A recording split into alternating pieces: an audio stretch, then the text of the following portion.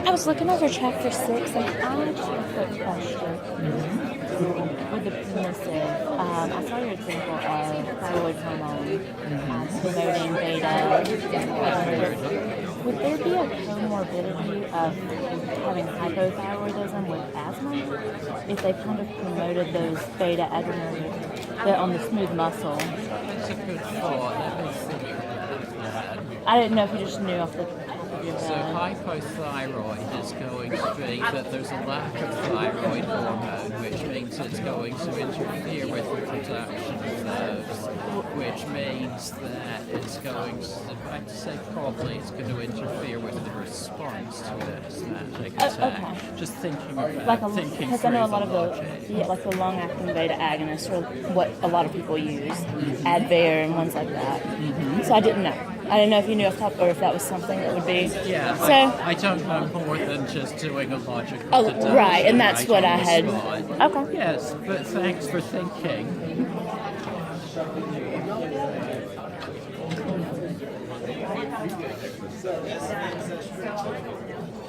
That would take way too long.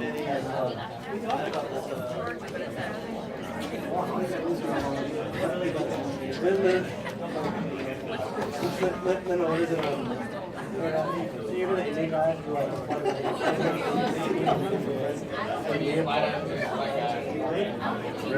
You got to change the colors.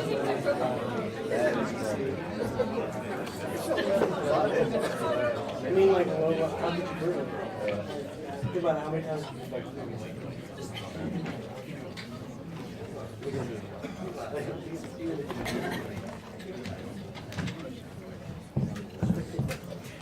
Good afternoon, ladies and gentlemen. If this thing turns on enough today? Yes? Okay. I have, for those who did 201 last year and didn't pick up your stuff, I recognize a number of the names in here. If you're just willing to come and get this stuff after class, I will have the happy thought that you actually want to remember the stuff that you were taught, and I don't have to store it in my filing cabinet for 2 years. So, with that as a little irrelevant segue, let's come back into the present course and have a little review of different senses of the word potential. So first we have just electric potential, which is the energy amount used to bring a point charge to a given position in a field, a general array of XYZ coordinates. You have potential difference is the difference between the two amounts for two different points. That can be then that if there's more energy for one of the spots than another, then moving it one way or moving it the other way can involve a release of energy or can require an input of energy. So you have the difference in the amount of potential in these two spots, which is indicative of whether something that is able to move from one of the two spots to the other will indeed do so spontaneously or not. Now, in the case that there is a plasma membrane between those two positions, then it becomes a potential difference across the plasma membrane. So plasma membrane potential difference, abbreviated as membrane potential. If you are talking about the situation in a cell at rest, where you have minus 70 millivolts as the actual charge of the inside versus the outside, then you have a specific value of membrane potential difference. So it's an example, it's a specific value. This one at the bottom, equilibrium potential, is the same idea. It's a specific value that the charge could be across the membrane if it was in fact that charge difference across the membrane. Then you would have the equilibrium for a particular kind of ion. Now, while we're at this, to save about 5 or 8 slides a little bit further along, we could take our two major ions of interest, sodium and potassium. Now, sodium is abundant outside the cell. There's a high number of the ions per unit volume relative to the concentration inside. And so later on you get this imaginary case given where an imaginary cell started neutral with all the sodium outside and there were some open channels. And by chemical diffusion, or so-called driving force, chemical scatter, you would have a tendency for some of the sodium ions to go into that cell. That would create a net positive charge, all other things being equal. The positive charge then would serve to repel further sodium from coming in, but it would just be a weak effect at first. As time went on and more sodium went in, that positive charge would build up and strengthen the electrical drive for sodium to go out of the cell. And the chemical scattering tendency would become a smaller effect because there's already been more and more sodium inside the cell. You come to a point where the chemical drive tendency will be equal to, in an inward direction, but in the opposite direction to the electrical driving force outward. And so at that point, even if there were channels open, the amount that was going in would match the amount that was going out. And that would be equilibrium. Now, that amount is going to be a net positive inside the cell because there is more positive charged sodium outside. In the case of potassium, where there is more positive charge inside, for it to have an equilibrium where the electrical and chemical driving forces offset. And recall, this is all review of the stuff that I said in chapter 4, so I'm not doing it slowly. But with the potassium having a lot inside, the chemical tendency will be for it to move net flux outward if it can travel. And so to have an equilibrium, the electrical driving force must be inward. Opposite charges attract, so you need a negative amount inside.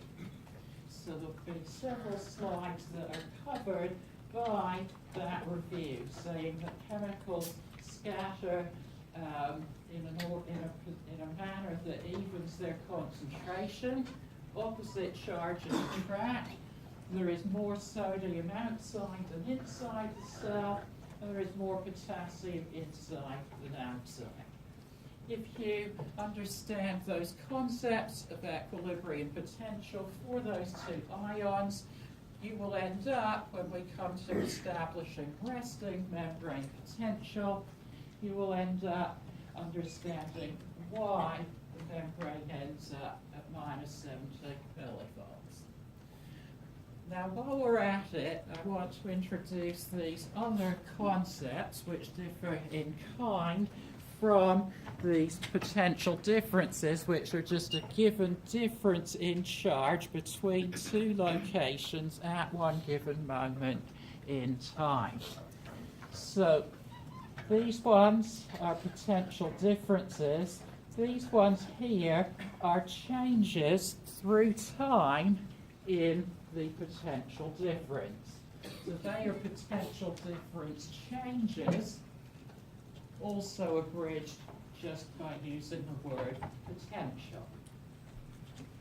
And what happens, there are two kinds of phenomena. One is the graded potential. What this means is that you have some change in permeability of the cell to a particular kind of ion. Let's say sodium. And so, if some sodium channels open, and it has a driving force into the cell, then now some sodium will move in. And the inside of the cell will then become more positively charged or less negatively charged than it was in the preceding moments.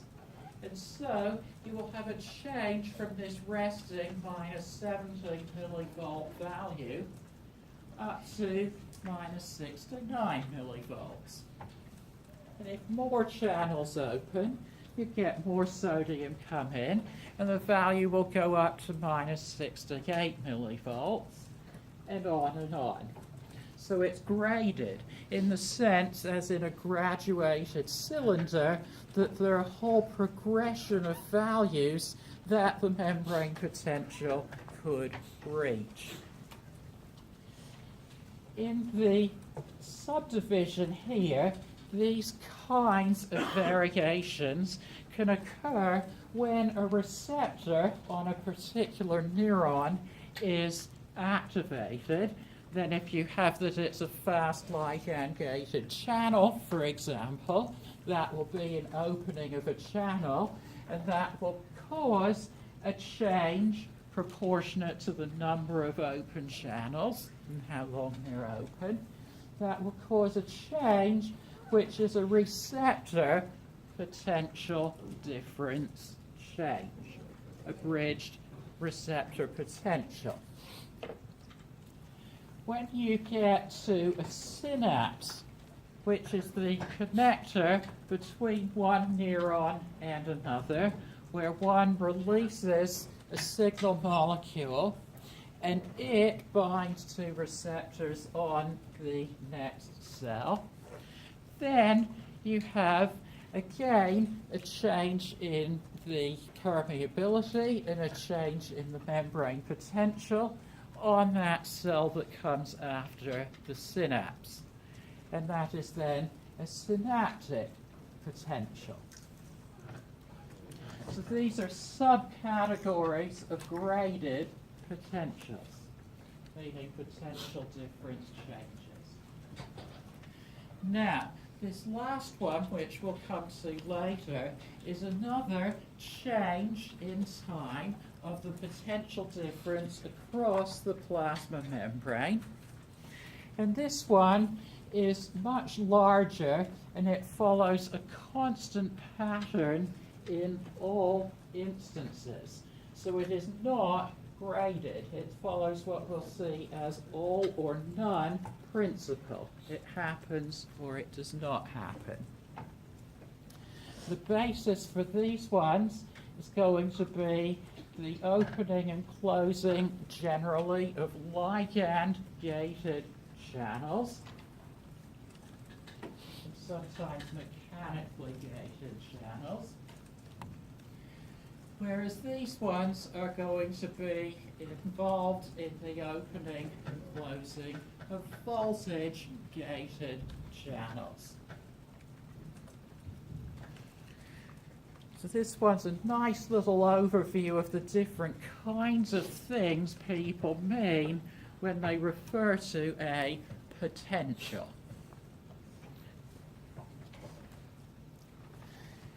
Now, all cells have a resting membrane potential, and we have already put in mind, and let's hold in mind, this typical starting value of minus 70 millivolts.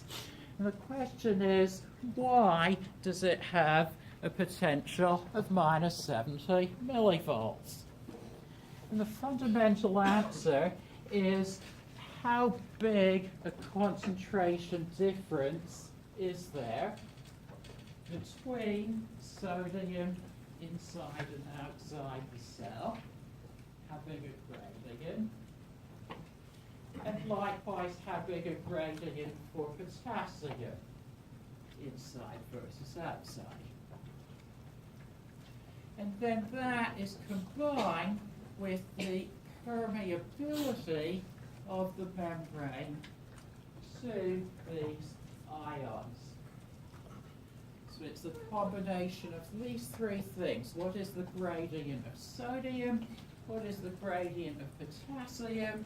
And what is the permeability to each of those two types of ions? That is the underpinning of this minus 70 millivolts. Now, in terms of the gradients, it's worth repeating that the primary active transporter of sodium and potassium creates these concentration gradients.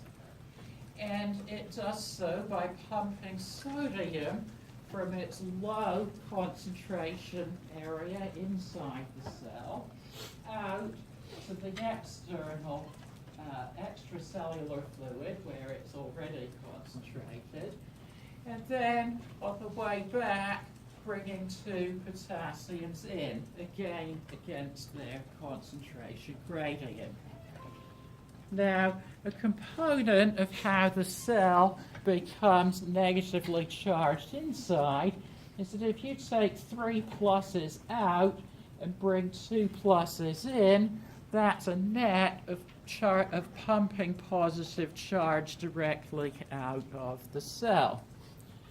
But the major effect on the minus 70 millivolts is that this pump protein sustains the gradients that cause most of the phenomenon.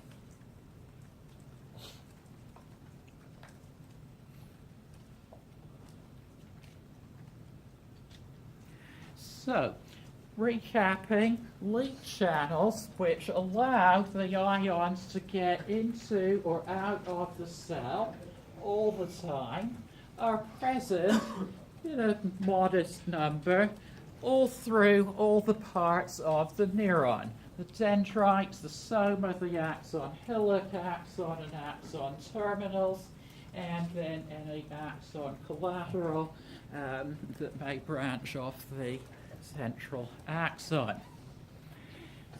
And without those having no permeability, there would be no basis to control or change the amount of positive and negative charge in and outside the cell.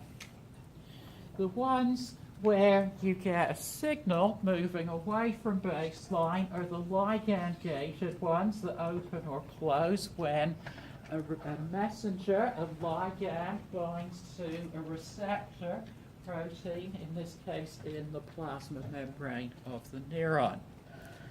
Whereas the voltage-gated ones open or close as a direct response of prior changes in voltage.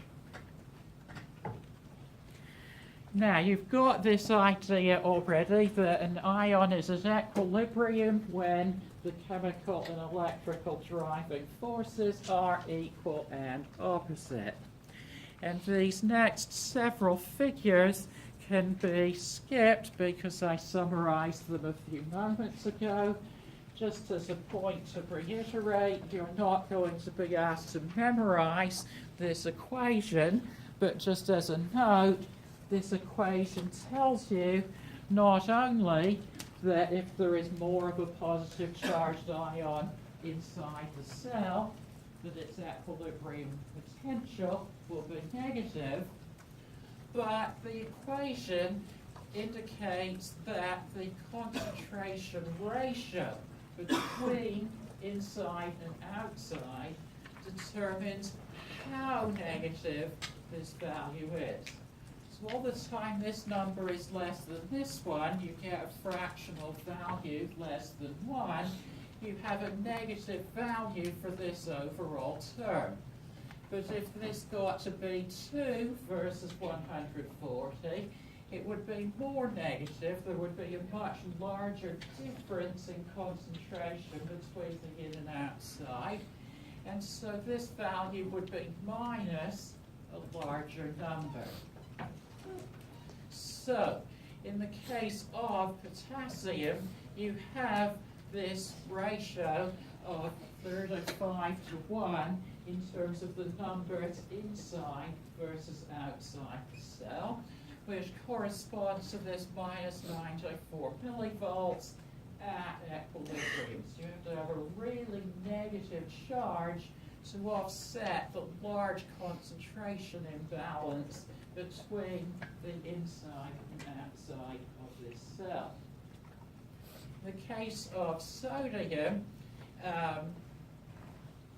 we have the thing that I also mentioned, just described in terms of it's going to have a positive equilibrium potential.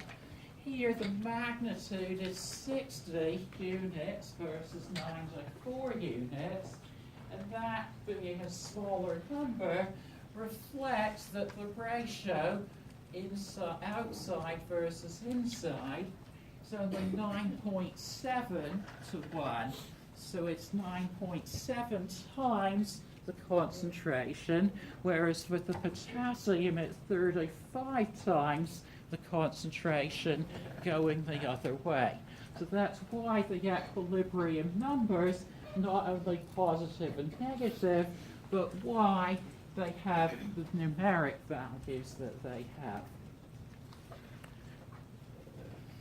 Okay, so when you come to a neuron, the one additional critical piece of information is that it is more permeable to potassium than to sodium.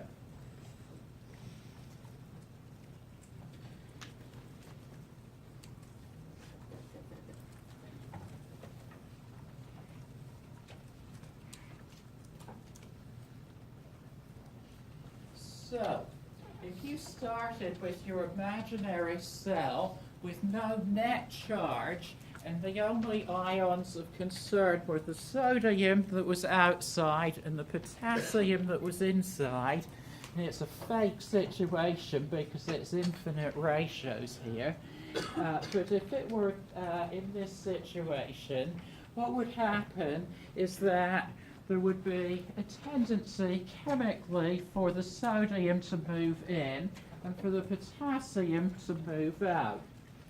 But with the membrane being more permeable to potassium, it would go out faster than sodium came in. More positive going out than coming in means that overall the membrane would develop a negative charge on the inside. As it did so, there would become an electrical driving force inward on which ions? Would it be driving inward on sodium? How many say yes? How many say no? So somebody just chose both options. It's like filling in A and B bubble. It's guaranteed the machine will make a squeak. So the inside is negative. Sodium has what charge? Positive. Do opposite charges repel? Okay. No. Do the opposite charges attract? Yes. So is the sodium attracted to the inside of the cell? Yes. So does it have an inward electrical driving force? Yes. Good. Now what about potassium? Does it have an electrical driving force inward? Yeah. Yes, because it's positive charged as well. So the chemical drive is still for sodium to go in and potassium to go out, but the electrical is now inward for both of them.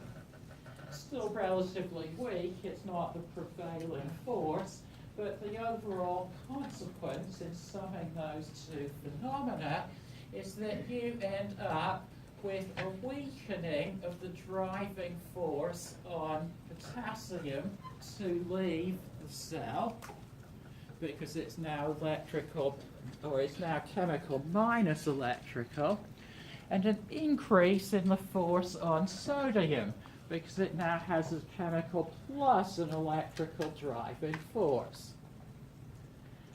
As this continues, you come to a situation where there is a strong driving force inward for sodium, but a strong resistance to it going in, because there are only a few channels through which it can enter, and a weak driving force outward on potassium, opposed only by relatively weak resistance, because there is a lot of open channels. And so the net flux of sodium inward is going to balance the next net flux of potassium outward. And so, when that's happening, the amount of positive charge moving into the cell matches the amount of positive charge moving out of the cell, and so the membrane potential stays constant. You have a balance of this situation, and that occurs when the membrane is at minus 70 millivolts.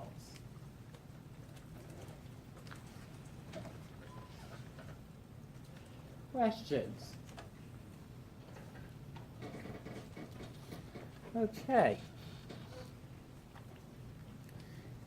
The resting value is close to that of potassium because there is little resistance to it moving toward its equilibrium.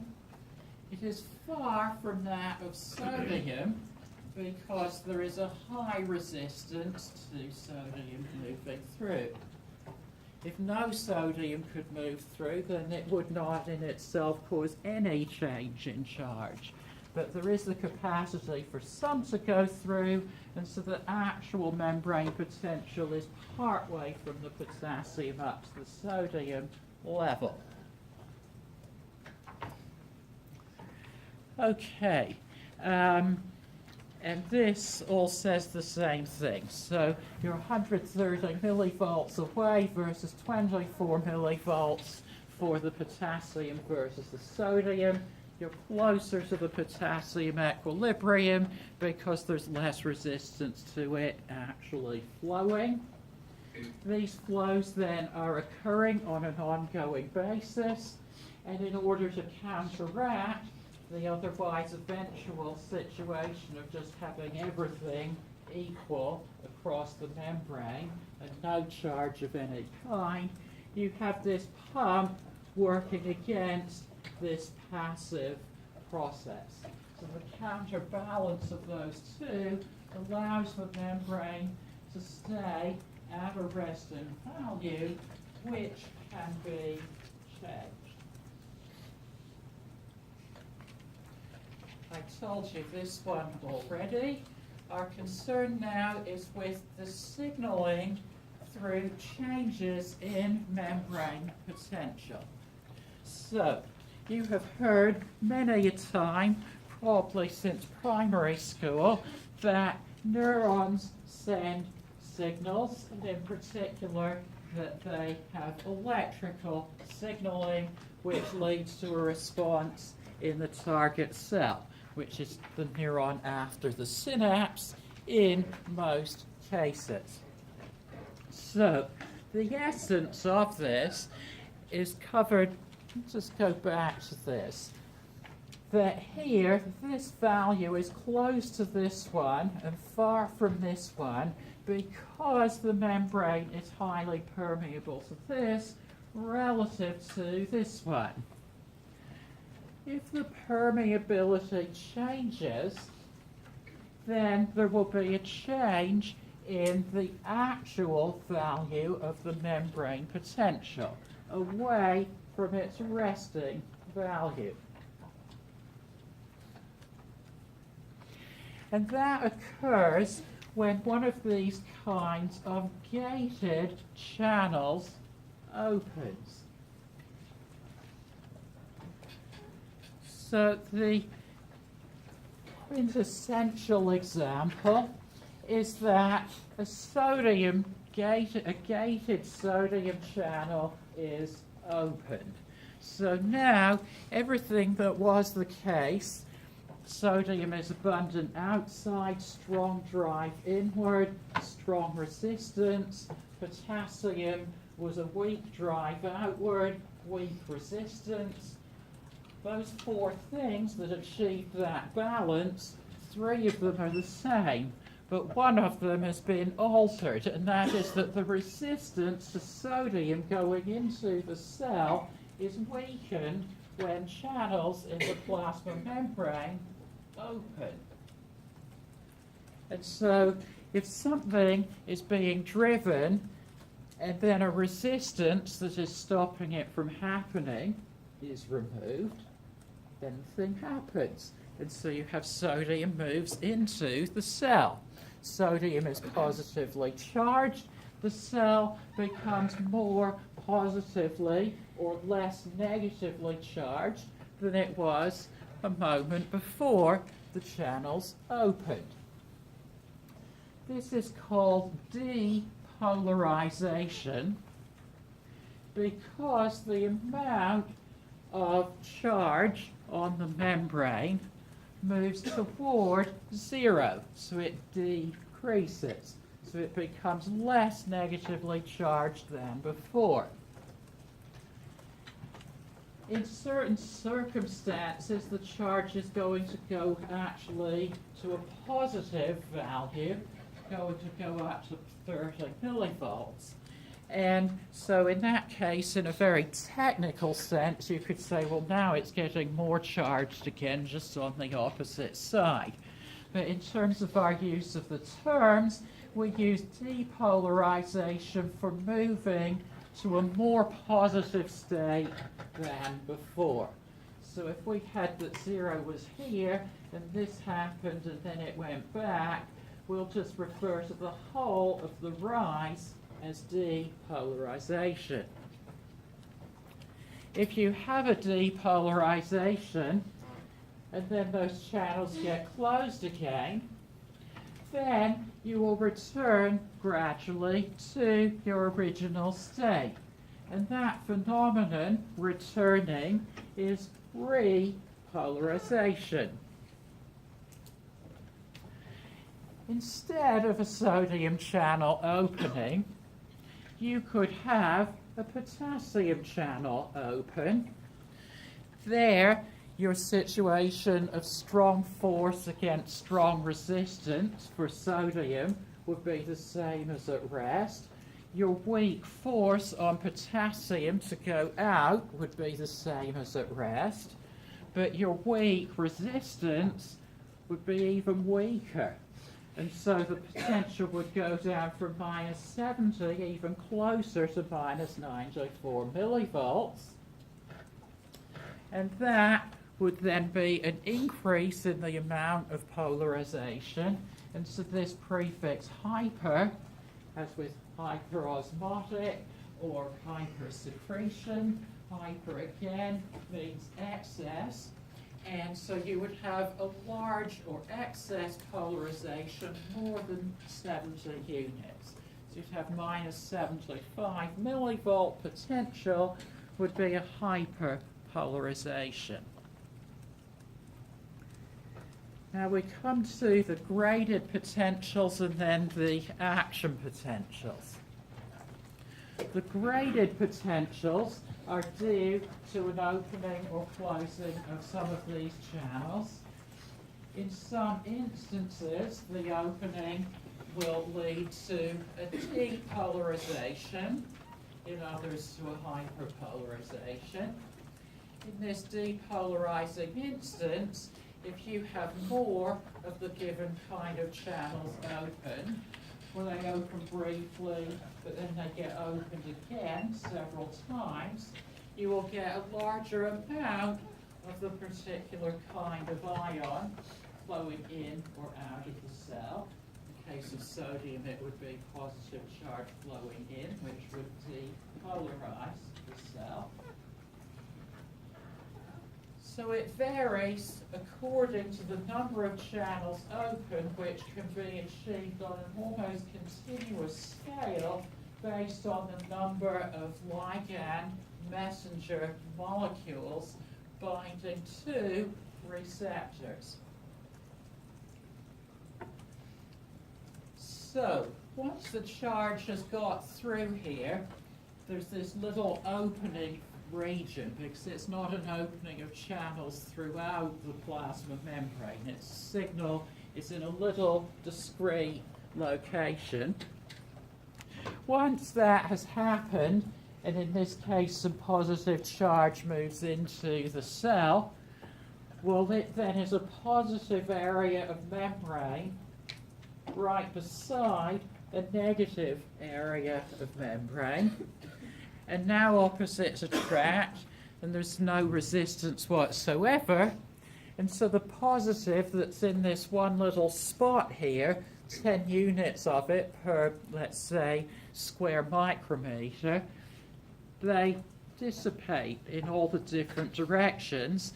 You end up, by the time the spread is over a 10 square micrometer range, that you have those 10 units, so it's 1 per micrometer instead of 10, and so, or square micrometer, and so the amount of depolarization diminishes as these positives spread all around the membrane. The word for that is that it goes down, or is decremental, decreasing or decremental amount of charge difference the further you get from the site of channels opening, or the site of stimulation. The word or phrase for this movement of positive or negative charge through an aqueous environment is electrotonic conduction.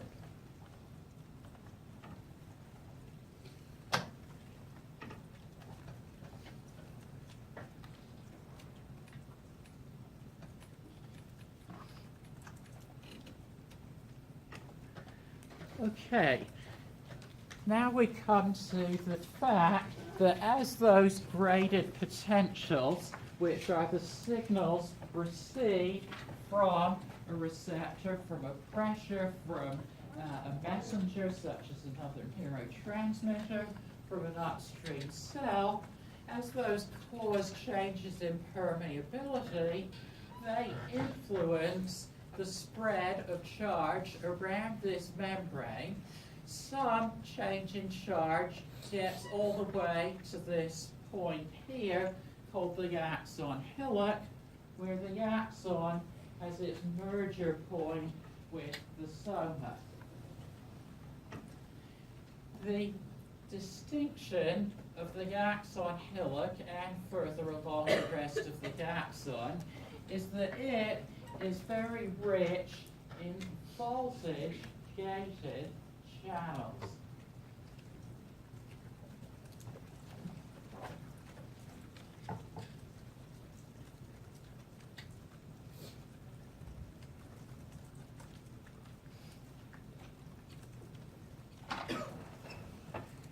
So, if we take the case of sodium ions having floated in here, and some of them getting over here, and they cause the membrane potential to go up to minus 69, 68, 67. What is happening here is that there are channels for sodium, which at that moment are closed in the axon hillock. But the more positive the membrane becomes, the more they move toward a tipping point where they open. And so if you get to, okay, I'm just going to ignore some of the things. I'll come back to them. If you get depolarization to the level of minus 55 millivolts, that number again is worth remembering, please. And that is called the threshold, or the tipping point. It is the level at which that charge, being only minus 55 millivolts, will itself cause sodium channels at the axon hillock to open. That's the point where the charge inside the cell at the axon hillock, when it reaches minus 55 millivolts, it will lead to the opening of voltage-gated sodium channels. That means more sodium's going to come in. Well, that means that that sodium's going to spread around, and there are other voltage-gated sodium channels right next door. They're going to open in response, and the same thing's going to happen a bit further and a bit further down the membrane. You're going to have effectively the counterpart of a cascade of dominoes all the way along this extremely long projection called the axon. So the points further away from the axon hillock will have this same phenomenon, but it will occur a little bit later because it takes a moment for the sodium channels upstream to open, sodium to come in, and that to cause the next sodium channels to open. Effectively, you have this cascading phenomenon. And that is a very large depolarization.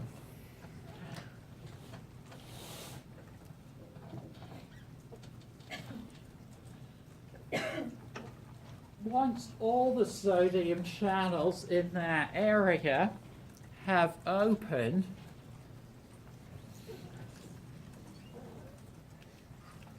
permeability increases so much, and for a long enough time, which is very brief, but a long enough time for the membrane potential to go all the way up to plus 30 millivolts.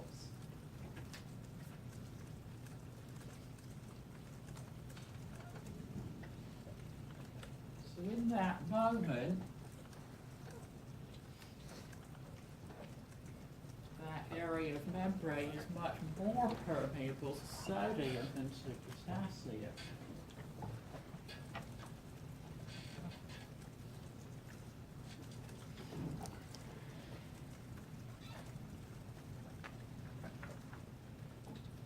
Two more things happen as a result of that depolarizing potential reaching the axon hillock. Both of them are momentarily delayed, and both of them reverse the effect of the sodium influx. The little delay means that this second phase, which is called repolarization, from plus 30 back to minus 70 millivolts comes slightly after. So you have a depolarization, then a repolarization. Here are the two things that cause the repolarization. Number one is that there are potassium, voltage-gated potassium channels at that same area in the membrane.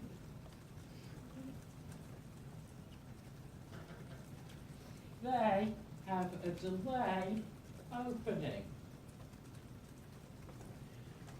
Well, now you have a lot of positive charge right in that area of the plasma membrane, and you have a ton of potassium inside versus outside the cell. So once those channels open, positive potassium is going to go out of the cell. So plus is going to be leaving, and the cell is going to become more negative than it was before those channels opened. The opening of potassium channels causes potassium to go out. Just to restate it, I was writing feverishly. And the potassium efflux means that you have less positive inside, so the cell is going back toward its more negative state. The other phenomenon,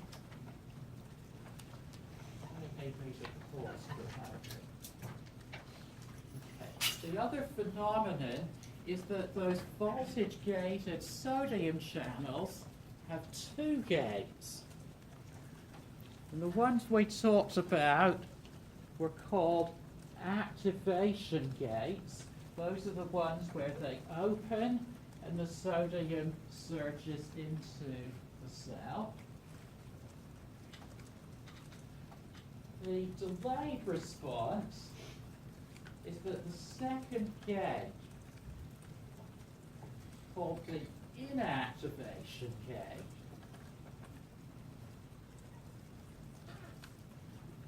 closes.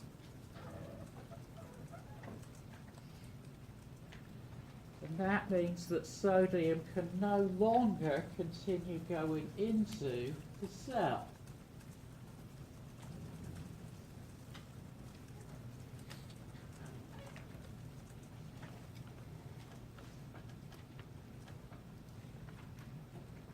So the source of positive influx is turned off, and the source of positive influx is turned on.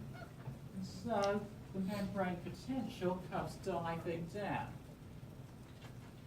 Now, once it gets back to the resting value, the reversal of those two slow processes takes more time. So for a while, in relation to the resting state, you have more potassium efflux than usual, and you cannot have sodium coming in. And so you get a hyperpolarization of the membrane.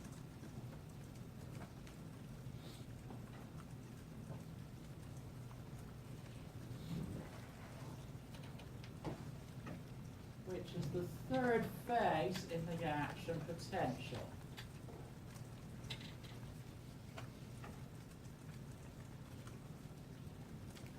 So an action potential, to recap,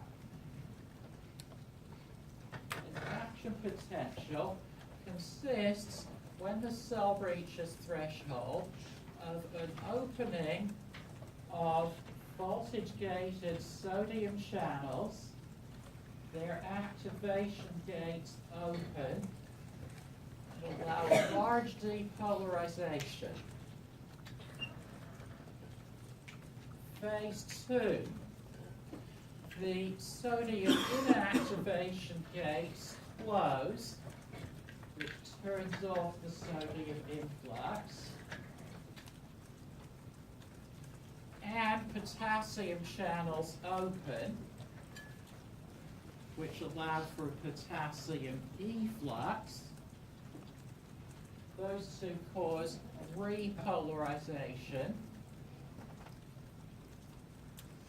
And then the third stage, which comes after the others, is therefore called specifically after hyperpolarization.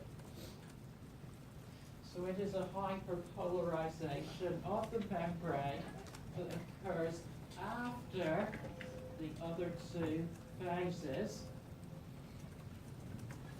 of the action potential, because the potassium gates are slow to close and the sodium inactivation gates are slow to reopen.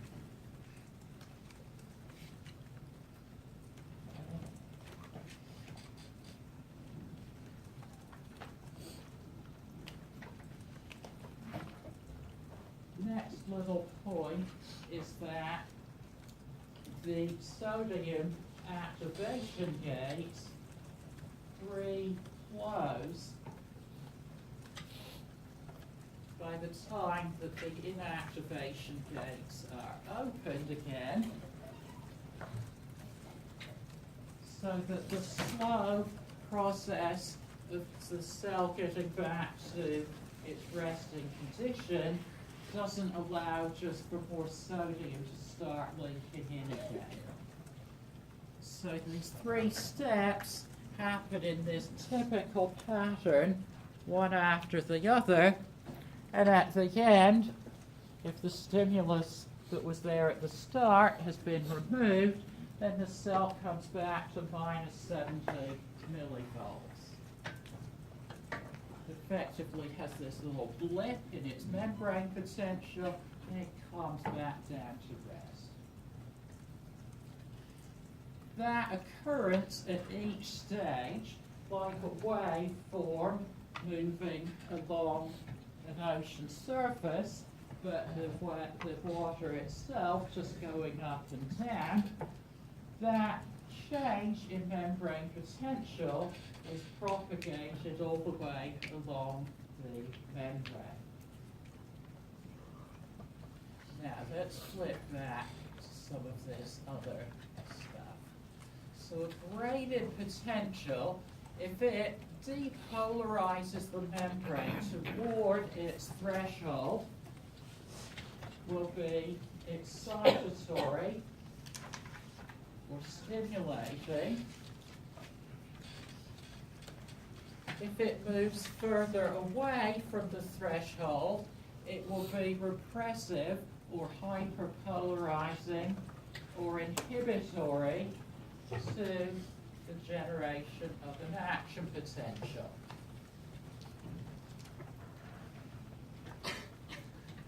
One, pause for a moment just to underscore that we're starting a new thought. One, individual stimulation is not going to raise a membrane potential up to the minus 55 millivolt threshold. You are in practice going to need hundreds of them.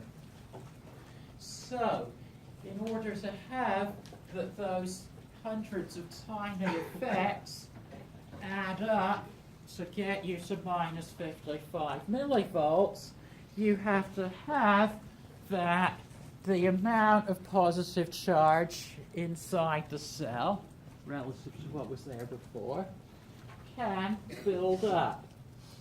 There are two ways that it can build. One is across time. So you can have temporal summation, which is across time. And what that means is that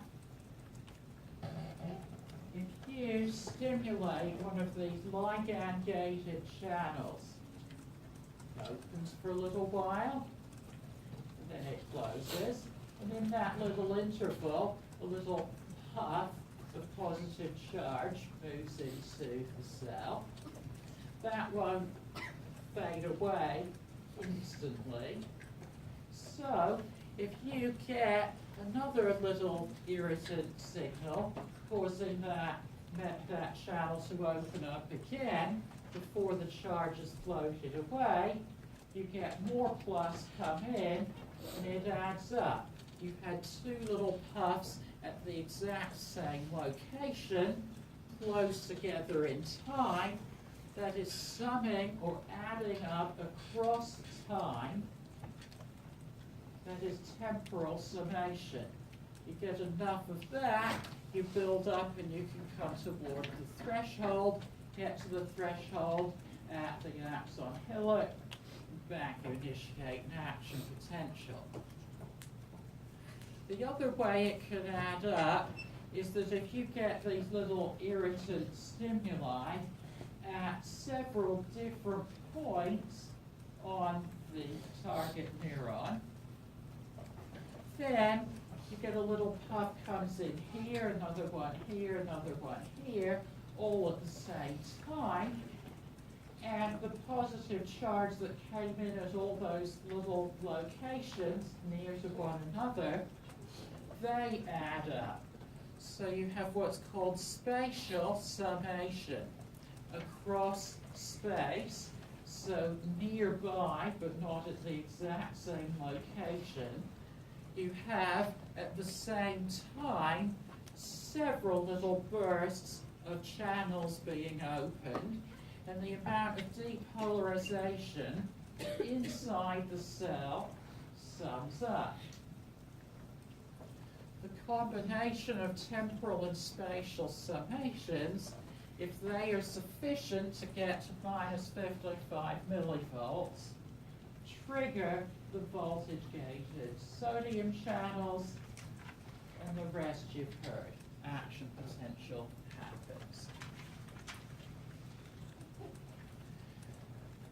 Concept here is that if you have at the same time a little puff of a positive ion going into the cell through a sodium channel, and you have, let's say, a little puff of chloride ions going in nearby, which are minus charge, the plus and the minus offset one another.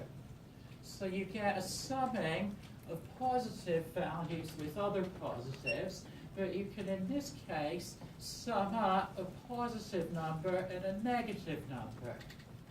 So if you think back to grade 9 math, you have plus 5 plus minus 3, close bracket, equals plus 2. So you can add a negative number or subtract. And so the hyperpolarizing ones can subtract from the depolarizing effect of the positive influxes. And you could have influxes as well, but the overall concept is the same. Is the membrane going to become more positively charged inside than it was before an event occurred? If it is, then that event is depolarizing. If not, it's hyperpolarizing.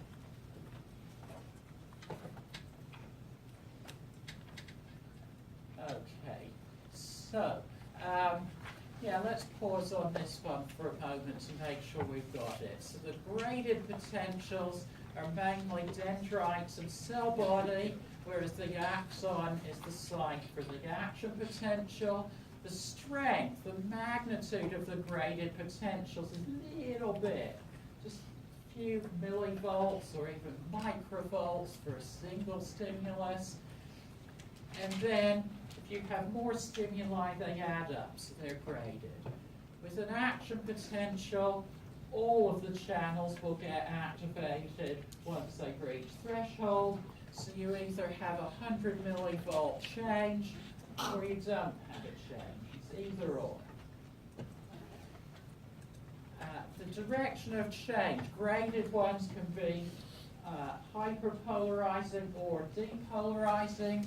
Action potentials always begin with depolarization. Literally, this should say depolarizing and then repolarizing and after hyperpolarizing. Summation doesn't occur with action potentials because it's all or none. Refractory periods will come to. The types of channels, ligand versus voltage gated, the ions involved. In both cases, we're mostly concerned, and for today, it's all we need to be concerned with is sodium and potassium. Next week, we'll come into chloride just a little bit. This last line is worth making a note, and that is that an action potential, although it's large, is fast and brief.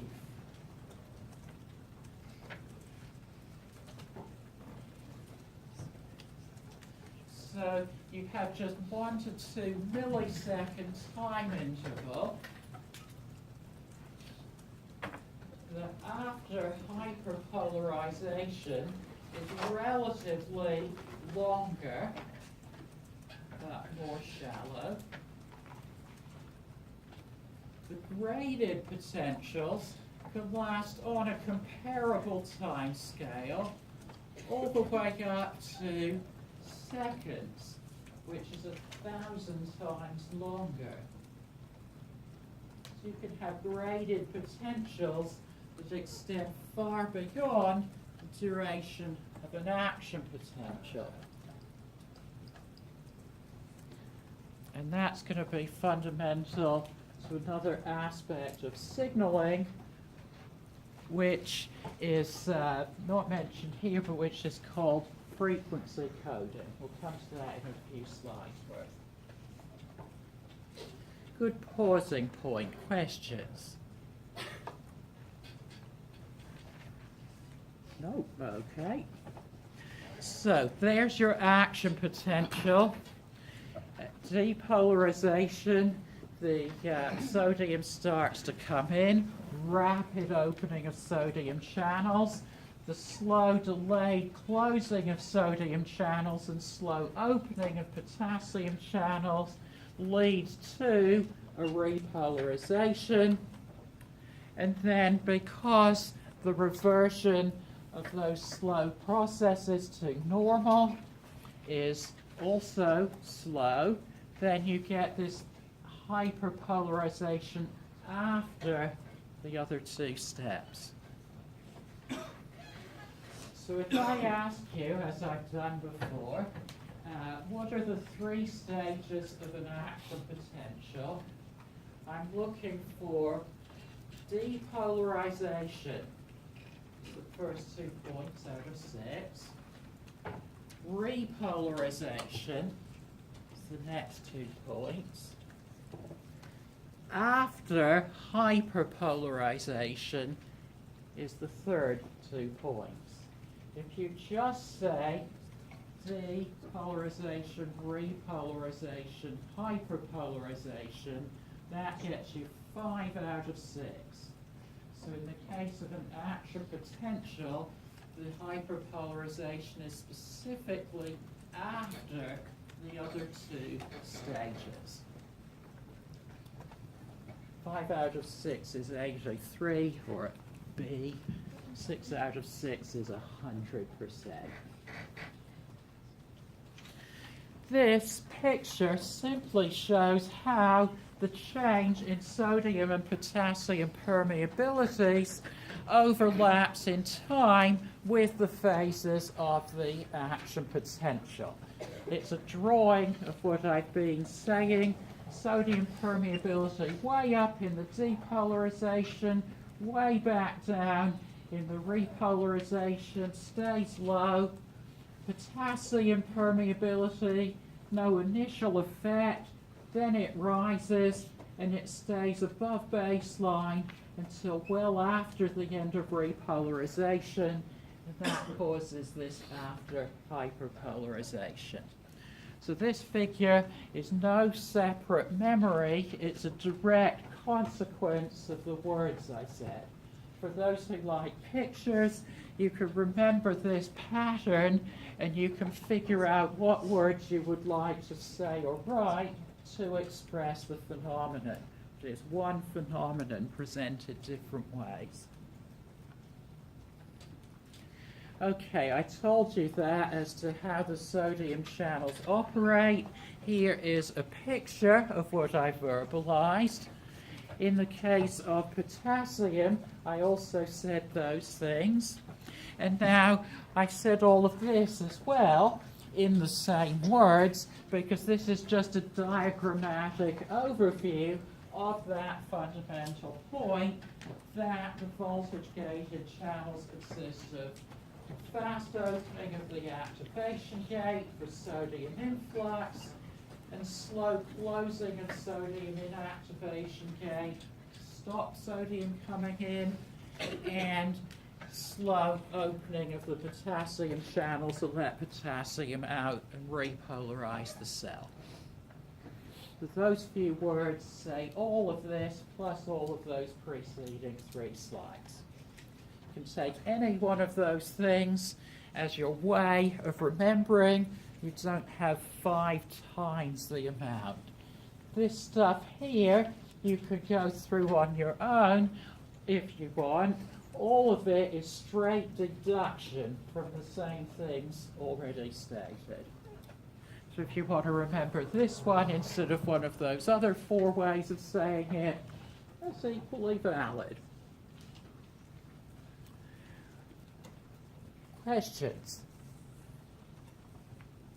Okay, so now we come to further consideration pertaining to action potentials. And that is to say that they are all or none events. And what that means is that if you have a stimulation that causes the membrane potential to rise from -70 to -65 millivolts, it doesn't reach threshold and the voltage-gated channels aren't activated, and so nothing happens in terms of action potential. There isn't one. If you get a stronger graded potential and you get up to -60 millivolts, but that's all, again, nothing happens in terms of action potential. The membrane potential changed, but there was no action potential. If you get a surge that's enough to just reach the threshold of -55 millivolts, bang, now your first domino falls, and then they all go, and you get an action potential. If you have an even stronger stimulus, which takes the membrane on its own up to -50 millivolts, well, that knocks over the first domino with an emphatic ping, and all the dominoes fall, and there's a complete response, and there's an action potential, exactly the same shape distribution as if you'd only just reached threshold. So you get either nothing, nothing, all, yet the gradient here, there was continuous in terms of the graded potential. And now the question is going to come up, how does the cell signal that this stimulus was stronger than this one?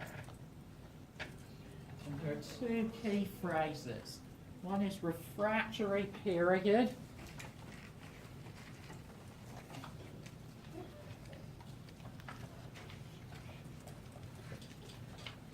And the other is frequency coding.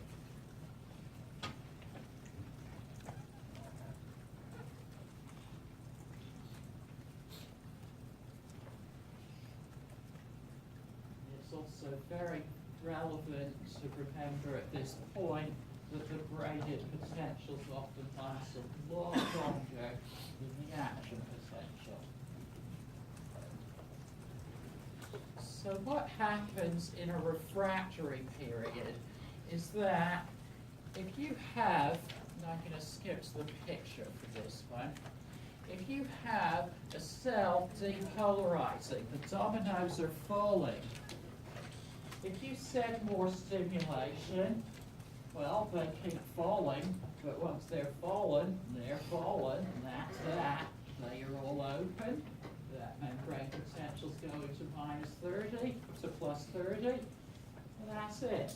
And that's all the channels you have. And one stimulus excited them enough for them all to open.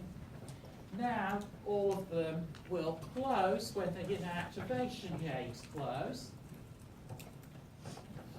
And those inactivation gates are completely unresponsive to any other stimuli. So the result is that if you have another or a strong stimulus during the depolarization or most of the repolarization, well, you've already got your signal and you're not going to get any more. That's where it's an all situation versus a none situation. And you can't get an extra little blip here. You can't get a bunch of them happening. One of them happens, it has to go through the process before the inactivation gates reopen. And that's a requirement for any further signal to take place. So when all the inactivation gates are shut, you aren't getting another response, even if you send another signal. So the membrane is absolutely uncooperative or refractory to being signaled again during this process.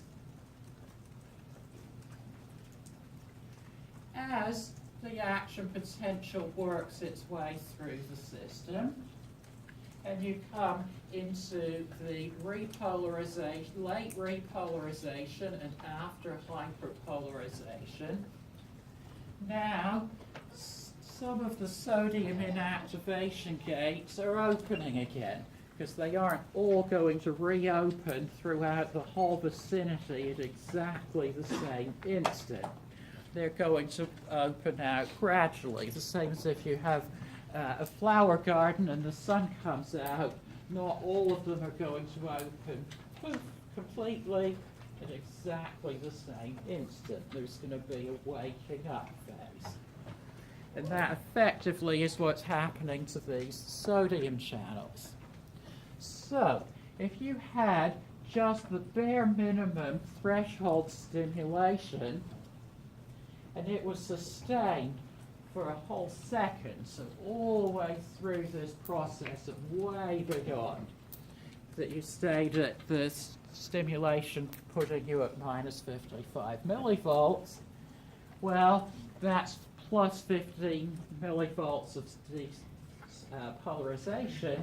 If in the after hyperpolarization, as is typical, you're at minus 85 millivolts, you can add those 15 from the continuous stimulus, but that only gets you to minus 70, and that's not enough to trigger another action potential. And so it is resistant to having another action potential if you have just a threshold stimulus until more time has gone by and all of the channels have got back to their original state. And then you back up to the plus 55 because you've got this 15 millivolt shift due to the constant graded potential. Well, that gets you up to minus 55 again. That causes another cascade where all of the sodium channels get open. You get another action potential. If you had that instead of a 15 millivolt step due to a sustained threshold stimulation, you had up to 50, so you had a 20 millivolt sustained graded stimulation, then you would get back to your 55 millivolts to stimulate a new action potential about here, about minus 75, considering just the the action potential aspect, and that would be sooner. So the result is that you would get a second action potential without having to wait as long if you had a sustained suprathreshold stimulation. And so you register within the system, or you code, or you signal that a stimulation was stronger than threshold, not by having bigger action potentials, but by having them closer together in time. So here's one sentence to encapsulate that. A stronger stimulation leads to a higher frequency of action potentials.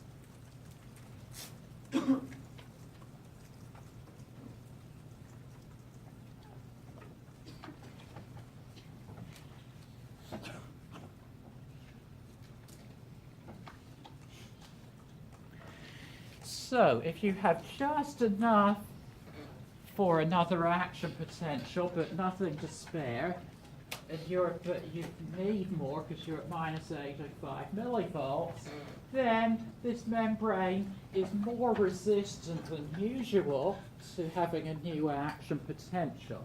It is relatively refractory, but if you had a suprathreshold stimulus, yeah, you could get another action potential.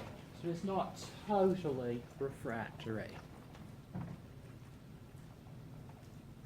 So that's relative and absolute refractory periods. This diagram is, again, in concept, a direct application of what was just said, different way of applying the same concepts, and it is a consequence of the inactivation of sodium channels and the opening of potassium channels, so it's another direct consequence of what I said previously. Yeah, okay, I'll stop. Let it go one more time around. Any of you who have your 201 stuff, and there are some of you here who I want to give it to, don't run away. I can see some.